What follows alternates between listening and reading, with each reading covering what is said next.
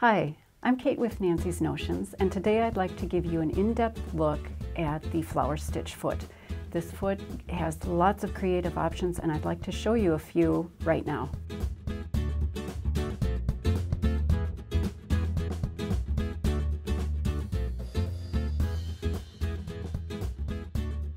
The flower stitch foot makes it possible to create delicate floral and circular eyelet designs very easily right at your sewing machine. You don't need an embroidery machine. And we're going to start out with just small samples, which are perfect for creating buttons. In this case, we have a selection shown here, and it's a fun, easy project, and it gets you started using the flower stitch foot. So be sure to check the video description below for links to the supplies and the free pattern instructions.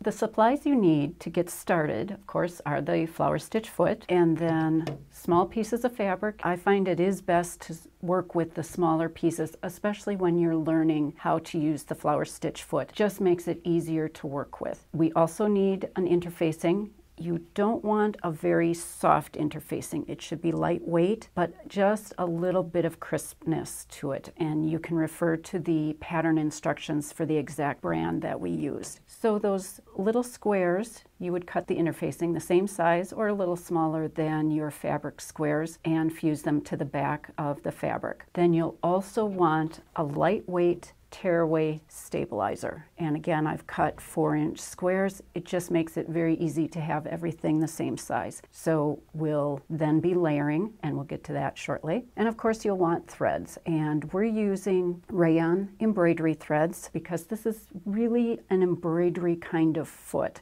It's mimicking a machine embroidered pattern. So let's go set up the machine for the flower stitch foot. So I'm just going to review a little bit of the anatomy of the flower stitch foot because it's got quite a few moving parts that if you understand how they work, it'll make your flower stitching much easier as well. So first we have, of course, this clear rotating ring, and it has little teeth in that the take-up arm kind of hit or move the rotating disc with these little teeth that you see.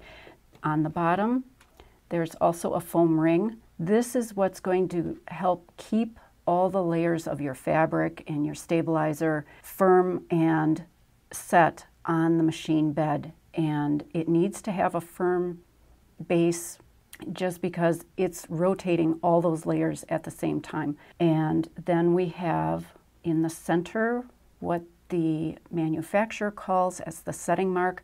This is going to be adjustable with the large screw near the back of the foot, and you loosen it up and you can shift the whole piece over. This is where in this metal ring we have 3 markings. Here we have a minus with a single mark, and then there's a center mark, and then there's another mark over on the opposite side with a plus. The minus side makes a smaller circle. Then you go to the middle, that will be a medium-sized circle, and then over to the edge makes a larger circle. And this is just essentially moving your rotation spot where it sits in the fabric. We need to have this arm go over the needle bar. That's what's going to make the entire foot function. The brackets slip nice and tight next to the presser foot bar, and then we're going to tighten. This bar does a lot of activity against the needle bar. Occasionally during your stitching, you'll want to double check that your needle screw stays nice and tight. Just that vibration can cause this screw to loosen, and I've actually had the needle fall out as I was stitching just from that vibration. So that's something to just keep in mind. We're going to lower the feed dogs. And this machine has just a lever at the back. Your machine may have a different system. Increase the presser foot pressure to the highest possible pressure. That way that foam ring is going to have as much pressure as possible against the bed of machine.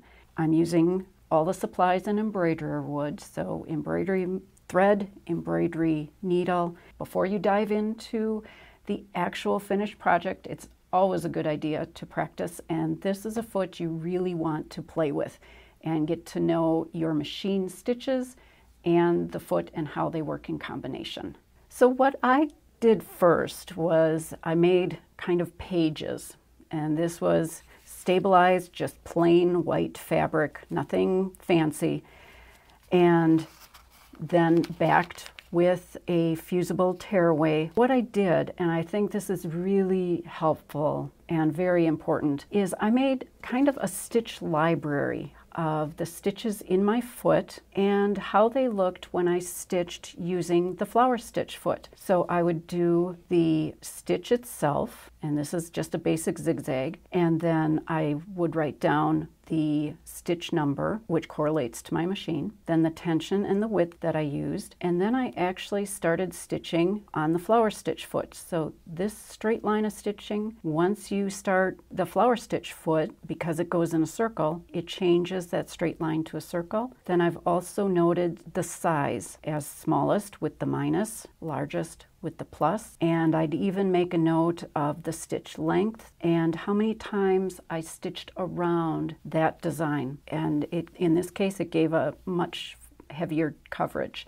So I did that with almost all the stitches available. These are just built-in stitches in the machine. So once I created my stitch library, did all this practice, I'm ready to start stacking stitches. I Xerox copy my stitch library page, the one stitched in fabric, onto a translucent foundation paper sheet. This is translucent, as the name implies, and it comes in great aid to designing a new flower by stacking. So you can stack the papers instead of prepping all the fabric and actually stitching the threads. You actually will have an idea of what it might look like already stitched. So you can go through then and just play with the paper flowers or stitches before you actually start taking a stitch. So let's get started first with stitching on fabric. So here I have the fabric. It's already stabilized with the lightweight interfacing. And then I have my square of lightweight tearaway stabilizer. We're ready to stitch that. But I also have my ingredient list for the actual stitches that I used on that button. I've set the rotating disc to the smallest setting, and we're going to keep the machine speed a little bit slower. It's a specialty foot, so we don't want to go super fast. And you can see how the needle bar is activating the entire foot and it's causing the rotation. The foam ring is keeping all the layers perfectly in place. And I only want to do one rotation of this stitch. This is something too that you will learn as you work with the flower stitch foot, is just observing how each different stitch ties off differently. So now I'm going to loosen the large screw on the side, and then we're going to slide the foot over, and then we're going to tighten that back up. Just finger tight is good.